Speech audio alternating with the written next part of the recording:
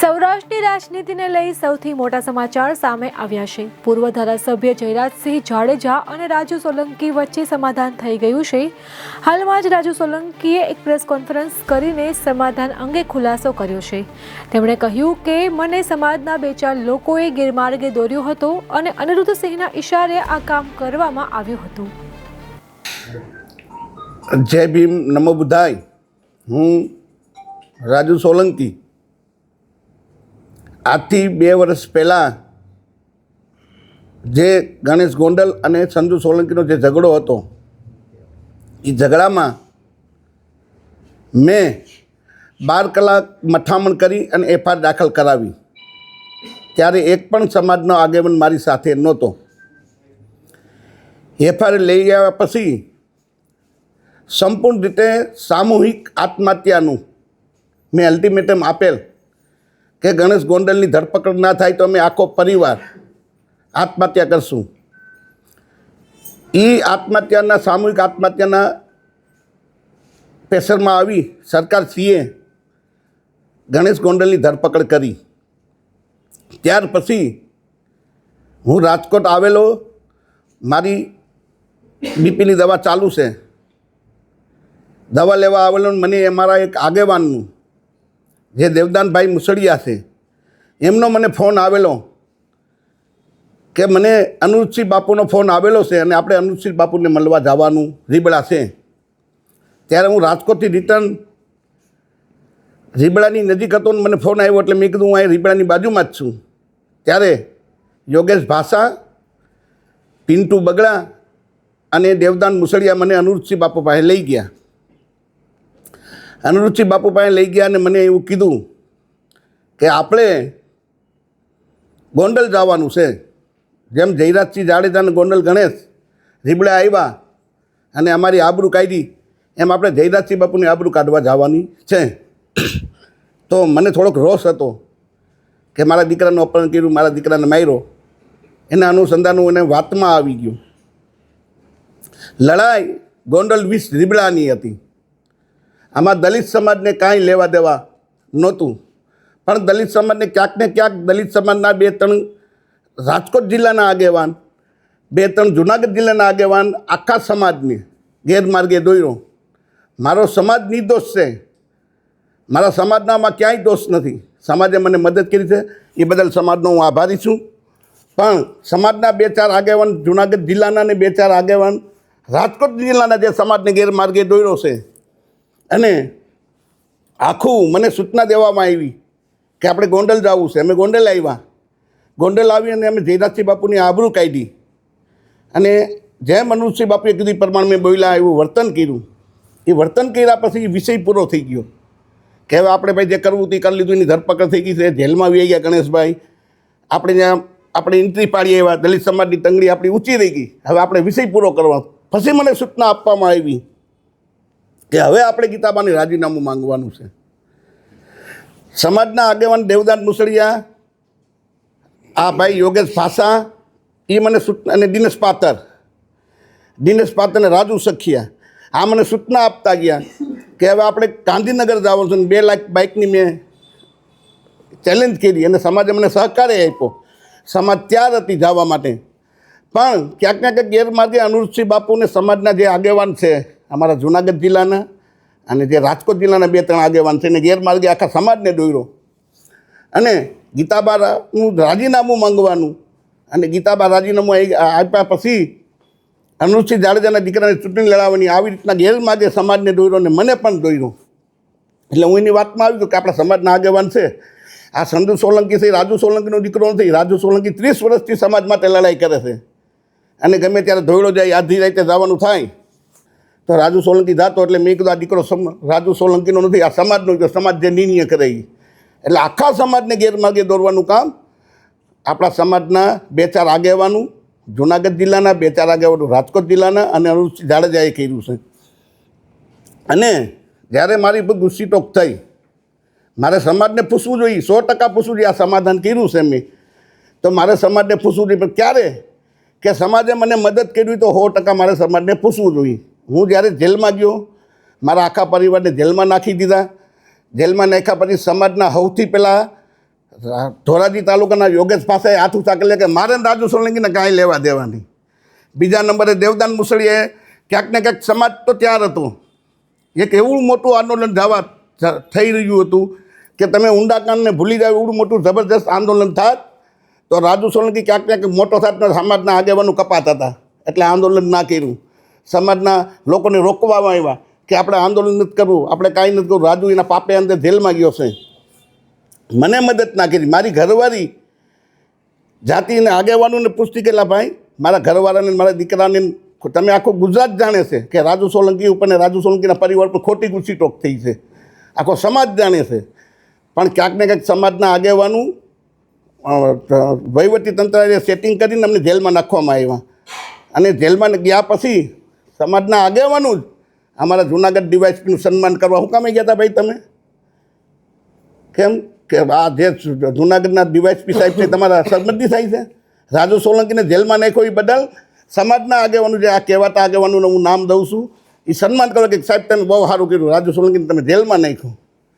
તમે મને મદદ કરી હોત, મારા ઘરવાળાઓને 5 રૂપિયાની મદદ કરી હોત, 5 કિલો બાજરો નાખી હોત તો મારે 100% સમાજના આગેવાનોને પૂછવું પડે કે તમે મને મદદ કરી છે. હું જેલમાં ગયો તો મને જેલમાંથી બહાર કાઢ્યો છે. અમે મારા પૈસા આવ્યા પણ લડાઈ રીબડા 20 ગોંડલની હતી અને સમાજને આખાને ગેરમાર્ગે દોર્યો છે. આ સમાજના આગેવાનું અને અનુષ્ઠી બાપુનું કરેલું છે આ બધું. એમાં જયરાજસિંહ જાડેજા અને ગણેશ જાડેજા નિર્દોષ છે અને ખોટા આખા સમાજને ગેરમાર્ગે દોર્યા છે. કાંઈ બોલાઈ ગયું. જય ભીમ, નમો બુદ્ધાય. સમાજ મને માફ કરજો. તમે કહ્યું હતું કે ખોટી ફરિયાદ થકી સમાધાન કર્યું છે કે શું છે? નહીં, ફરિયાદ ખોટી નહોતી. બનાવ થયો હતો. જે બનાવ થયો છે એ બનાવ થયો હતો. પણ એક રસ્તો કોઈ પણ ઝઘડાનું, કોઈ પણ ઝઘડો થાય તેનો રસ્તો એક સમાધાન છે. તો સમાધાન મને કોઈ પ્રેશરથી, કોઈ લાલચથી કે કોઈ દબાણથી મને કરે. રાજુ સખિયાનો એક ઓડિયો જોયો મેં હમણાં, વિડીયો. એમાં રાજુ સખિયા એમ કહીશ કે રાજુભાઈ સોલંકી 35 લાખ રૂપિયા ભાઈ અનુજસિંહ પાસેથી લેવા. તો જે તે સમયે જયરાજસિંહ બાપુ મારી બાજુમાં બેઠા છે. જે તે સમયે મને 2 કરોડ રૂપિયાની ઓફર હતી. તો હું 2 કરોડ લઉં કે 35 લાખ લઉં ભાઈ? પૈસા જ મારે જોતા હોય તો અનુજસિંહના 35 લાખ ના લો, જયરાજસિંહ બાપુના 2 કરોડ હું લઈ લઉં. આક્ષેપ કરવામાં આવ્યો છે કે મોટી રકમથી સમાજ 1 રૂપિયો લીધો નથી અને મારે પૈસાની જરૂરી નથી ભાઈ. સમાજ વિરોધમાં ગયો છે શું કે? નહીં, સમાજ વિરોધમાં નથી. જે સમાજના આગેવાનું છે, જે 2-4 કહેવાતા જુનાગઢ જિલ્લાના, 2-4 કહેવાતા રાજકોટ જિલ્લાના, જેને ભાઈક બટાઈવાળા છે. હમણાં હું એને 1 લાખ રૂપિયા ગીચામાં નાખી દો એટલે અમારા રાજુ સોલંકી ભગવાન હમણાં મારા વખાણ કરવા માંડે. ભાઈ મને તમને ખબર છે કે ઘોઘાવદરમાં ભેગા થયા તો 15 જણાથી 16 જણા માણસ નહોતા. અને આજે તમે પાછળ જોઈ લો, સમાજના જ આગેવાનો છે જે બેઠા એ પવિત્ર છે, નિષ્ઠાવાન છે. એ આગેવાનો અમારી સાથે છે. પણ જેને ભાગ બટાઈવાળા છે, જેને પૈસા જોતા છે, જે આની પહેલાં તમને ખબર હોય તો દિનેશ પાટર ઉપર જે કંઈ બનાવ થયો હતો અને દિનેશ પાત્ર રોતો હતો એ વિડીયો તમને મેં બતાવી હમણાં, એનો રોતો જ્યારે એ મને વાવડાવવા મળ્યા છે કે એ સુરત મિટિંગ થઈ હતી અને સુરતથી કોઈ ચોક્કસ આગેવાનું પાસેથી પૈસા લાવીને આવવાના હતા. એટલે આવા એના ધંધા છે. સમાજને હાથ જોડીને વિનંતી છે કે આવા આગેવાનોને વાતોમાં ના આવતા. અને મારે પૂછવું જોઈએ સમાજને, પણ જ્યારે મને સમાજે મદદ કરી હોય તો મારે 100% પૂછવું જોઈએ. કોઈ સમાજના માણસ 1 કિલો તેલ મારે ઘેરે કે 1 કિલો બાજરો આપી ગયા હોય તો મને કહે કે અમે 1 કિલો બાજરો કે 10 રૂપિયા રાજુભાઈને ઘેરે કે એના પરિવારને મદદ કરી છે તો મારે 100% પૂછવું જોઈએ.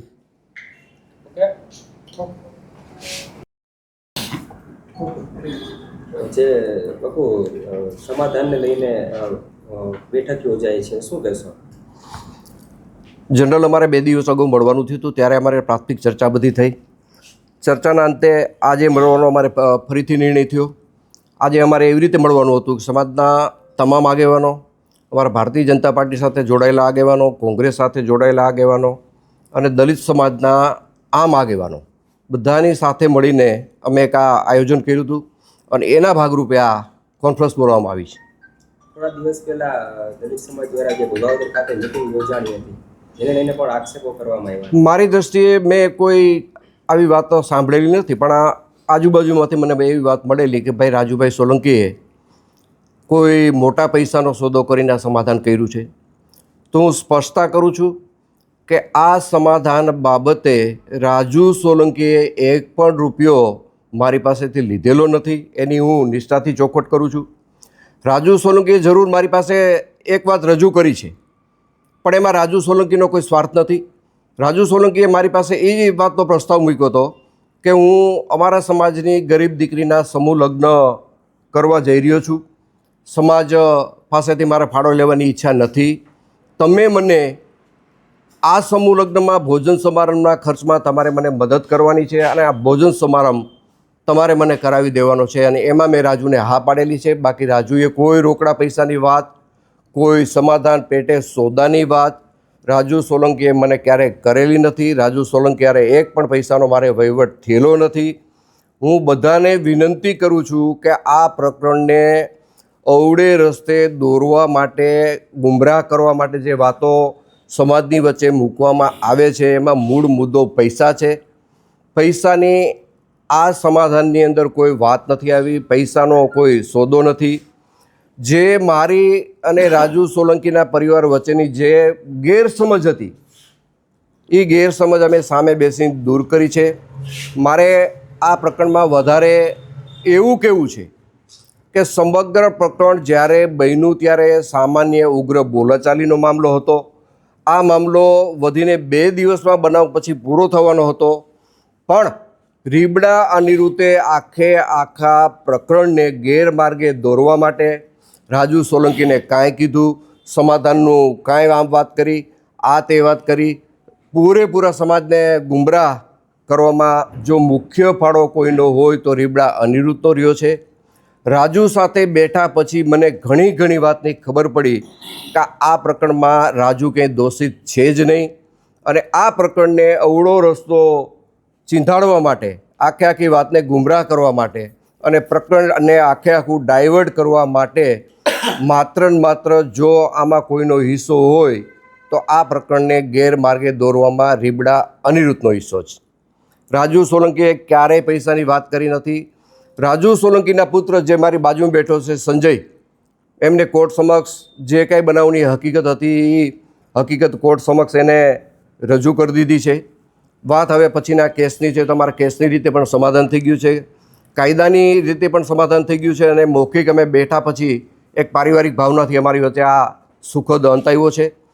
આ વસ્તુને કોઈ અવળે રસ્તે ન દોરે, કોઈ જુદી રીતે ન જોવે.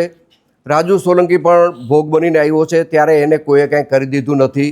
અનિરુદ્ધે માત્ર ને માત્ર વાતું કરી છે. અનિરુદ્ધ તરફથી રાજુ જેલમાં ગયા પછી કોઈ જાતનો સહકાર મળેલો નથી. રાજુની હાજરીમાં હું કહું છું.